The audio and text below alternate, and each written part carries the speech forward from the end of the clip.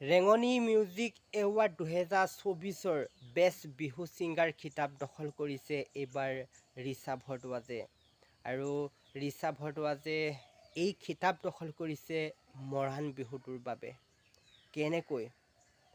কেনেকৈ কেৱল এটা বিহুৰ বাবে ৰিচা ভৰদ্বাজে বেষ্ট বিহু ছিংগাৰ 2024 খিতাপ দখল কৰিবলৈ সক্ষম হৈছে। এই প্ৰশ্নটো কেৱল মোৰে নহয়, বৰ্তমান সময়ত সামাজিক মাধ্যমত সকলোৱে এই বিষয়টোৰ ওপৰত চৰ্চা কৰি আছে।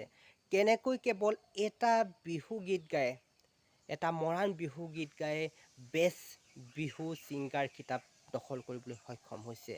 খুব চৰ্চিত এটা বিষয় বৰ্তমান সময়ত গোটেই সামাজিক মাধ্যমত ইউটিউব, ফেচবুক, ইনষ্টাগ্ৰাম সকলোতে এই বিষয়টো এইকেইদিন আলোচনা কৰি আছে সকলোৱে।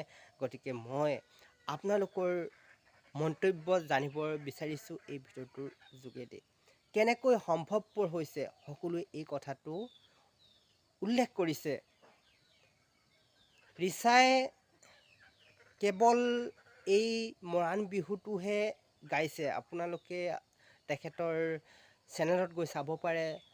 আৰু অসমত ইমান শিল্পী আছে, কণ্ঠশিল্পী আছে যিয়ে বিহুক লৈ কাম কৰি আছে, আৰু তেওঁলোকৰ নাম কিয় এই লিষ্টত নাহিলে, কিন্তু কেৱল এটা মৰাণ বিহু গীত গাই ৰিচাই কেনেকৈ এই বেষ্ট বিহু ছিংগাৰ খিতাপ লাভ কৰিবলৈ সক্ষম হ'ল, ই এটা ডাঙৰ প্ৰশ্ন সকলোৰে বাবে।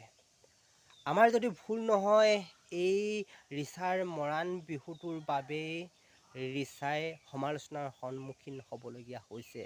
আমি এই সমালোচনা সামাজিক মাধ্যমত যেতিয়া গীতটি ৰিলিজ হৈছিলে তেতিয়া আমি পাইছিলোঁ। যি কি নহওক, আপোনালোকেনো কি বুলি ভাবে? কেৱল এটা গীতৰ বাবেই ৰিচাই বেষ্ট বিহু ছিংগাৰ যি খিতাপ দখল কৰিলে, আপোনালোকে কি বুলি ভাবে কমেণ্ট কৰিব।